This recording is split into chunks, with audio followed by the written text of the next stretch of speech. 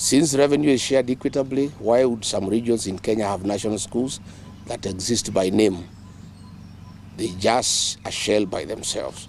Why would a certain member of parliament or governor or a community invest in the education sector and others don't?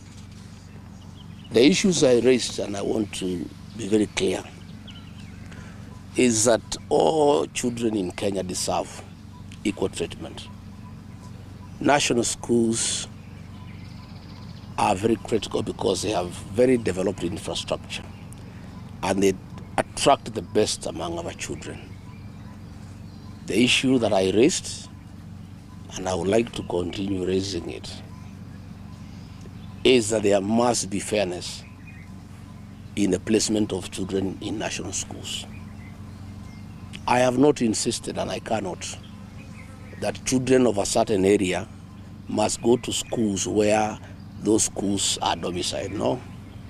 What I'm saying is, where the schools are domiciled, children from that area who qualify to go to those schools must be given an opportunity. I have examples. Parents have called me from Nyanza, Gaos, Kamusinga High School, Mukumu Gaos, Machako School, Mulango Gaos in Kitui, St. Charles Wanga, Thika High School, where children from those areas who had applied to be considered to be admitted in those areas, in those schools, and attained the requisite marks were denied an opportunity. For example, there is a child from the Goto area who got 71 out of 72 marks. Alliance High School is just a few meters from the Goto. That child had asked to be placed in Alliance High School, and the cluster was right. That child was denied an opportunity. Yet some children from other areas with as low as 50 marks have been admitted to those institutions. That is what we are saying is unfair. It cannot be, you know. This placement must be based on merit for all the children of Kenya. And I am saying it's unfair to deny a child an opportunity to go to a school of his or her choice with very high marks and give that opportunity to another child with very low marks.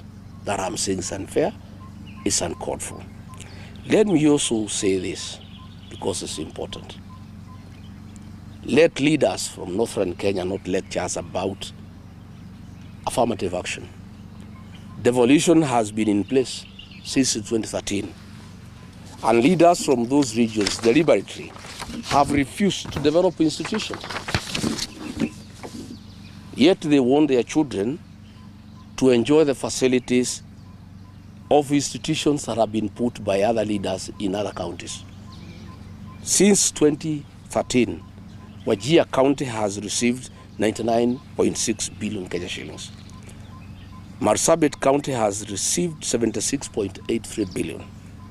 Garissa County has received 81.7 billion shillings. Mandera County has received 119 Kenya billion shillings. They have the opportunity to develop institutions of the highest standards possible in Kenya. Not just for the children of those areas, but for the children of Kenya. I traveled as deputy president to those areas, and I don't see any institutions, despite the massive funding that taxpayers have channeled to those counties. Yet in counties that have received less money, in Western Kenya, in Rift Valley, here in the mountain, when you go around, you see beautiful institutions. I want to say that we need to have a national conversation about zoning of placement. This was okay then because some areas were marginalized.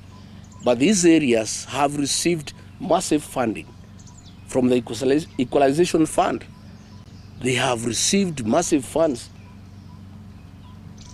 from the National Kitty, CDF funds are shared equally among the 290 constituencies. Yet when you go to these areas where the leaders are making a lot of noise, there is nothing on the ground. In fact, when I was deputy president, I was shocked that these leaders from northern Kenya don't live there and they don't work there. Anytime I had a trip to Garissa, to Mandera, to Wajir, the leaders of those regions would demand that I make space available for them on my aircraft. I would go with them and come back with them. And I never saw any institutions there, despite the fact that billions of shillings have been given to those areas. So we are saying we need a national conversation to ask. Devolution was supposed to bring equity. Equitable allocation of CDA funds was meant to bring equity. 13 years down the line, is there really any county that requires affirmative action anymore? We need to have that conversation. For how long are we going to have affirmative action?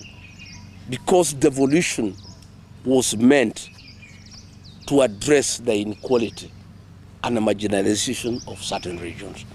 So in conclusion, I want to say that we are demanding that all children of Kenya be admitted to the best schools on merit. And I'm not saying children from this area or any other area who are not qualified or who have not met the minimum points that are required should be admitted to these great institutions. I am saying, and parents have asked me to say so, that all children of Kenya should be given an opportunity on merit. Finally, I want to say that we used to have a very good system of placement of our kids into secondary schools. Principals would gather at the Kenya Science Teachers College, and they are given all the pupils who apply to go to those institutions. Then a committee would agree on the cutoff point, and the principals would make the choices and place the children accordingly. This is no longer the case. The placement of our children has been centralized at Jogoo House, which has brought in corruption, because the bureaucrats sitting at Jogoo House have no capacity to know how to place kids. That is why we have a crisis where kids have been placed in a day school 300 kilometers away from their homes. How do people expect these children to go about their lives? If it's a girl aged 13 years and she has been placed in a school 200-300 kilometers away from home, the parents would have to go and get a house, a rented room for that girl and leave her there. Again, the parents would spend a lot of money. So we have a crisis, we have a mess. I heard William Ruto saying that it has been done very well. He doesn't live in this country anymore. He should know and hear the outcry of parents. Parents are spending thousands of shillings trying to take their children far away from home to day schools, look for accommodation, look how they'll be eating, how they'll be cooking. It's a crisis of unknown magnitude. We are saying that it is not right to admit any child to a day school outside a walking distance. And when the principals were doing it, it was done properly because the principals know the catchment area of the secondary school, and then they will do 3, 4, 5 kilometers only. But we have a situation where kids in Machakos have been admitted in a day school in Kericho. How does that child survive? This is not right. This is unnecessary.